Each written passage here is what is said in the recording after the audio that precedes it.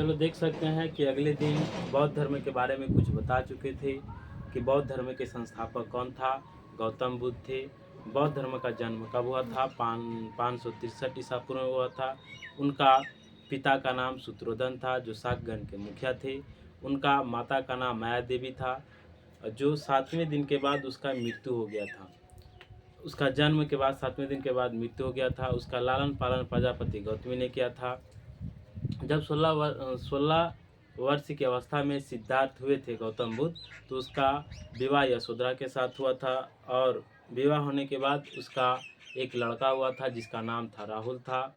और जब उसने सैर पर निकले थे अपने सारथी के साथ, तो उसने 4 व्यक्ति को देखे थे। एक बूढ़ा व्यक्ति को देखा था, एक बीमार व्यक्ति को देखा था, और एक सब व्यक्ति को मतलब सब मतलब होता है कि उसका मृत्यु हो गया था और 4 गो कंधा लगा के ले जा रहा था।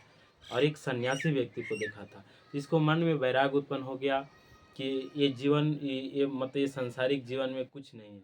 इसने फिर क्या किया कि अपने गृह त्याग कर दिया। 29 वर्ष की अवस्था में गृह त्याग कर दिया। और गृह त्याग करने की घटना को बौद्ध धर्म में महाविनिष्क्रमण कहा जाता है। जब गृह त्याग किया था तो उसने अलार कलाम से शिक्षा लिया था, संख्या दर्शन की शिक्षा लिया था। जब संख्या दर्शन का शिक्षा लिया था तो फिर उसने सिद्धार्थ ने राजगीर के रुद्र का रामपुत्र से मतलब शिक्षा योग दर्शन का लिया था। मान सकते हैं कि इसमें इसका पूछता है कि गौतम बुद्ध का प्रथम गुरु कौन थे? तो प्रथम गुरु अलार कलाम थे।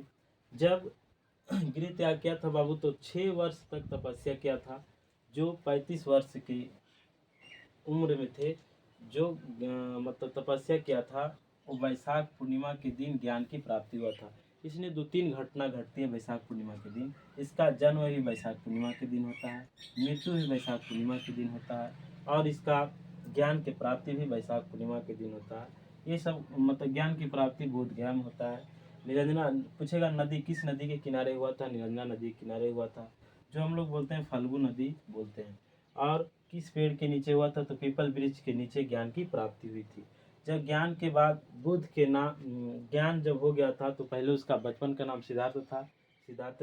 जब ज्ञान के बाद उसका नाम बुद्ध हो गया था। बुद्ध के नाम से जाने लगे थे। जब ज्ञान प्राप्ति हुआ था तो प्रथम उपदेश सारनाथ में दिए थे। प्रथम उपदेश सारनाथ में दिए थे। तो इस सारनाथ को प्रथम उपदेश को बोला गया धर्म चक्र प्रवर्तन बोला गया है।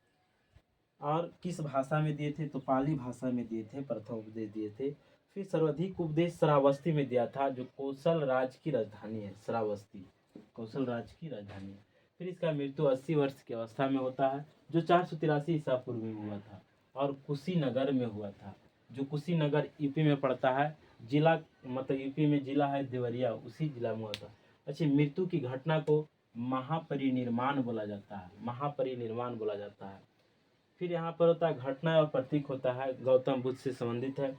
जन्म को कमल एवं साड़ कहा जाता है, और गृह त्याग को घोड़ा बोला जाता है। ज्ञान पीपल वृक्ष मतलब ज्ञान पीपल हो गया, प्रतीक हो गया। प्रथम उपदेश को चक्र बोल सकते हैं, निर्वाण को पद चिन्ह बोल सकते हैं, मृत्यु को स्तूप बोल सकते हैं। और इसमें बोला जाता है कि गौतम बुद्ध को एशिया का ज्योति पुंज भी कहा जाता है। अब इसके बारे में कुछ अब अगले दिन बताया जाएगा।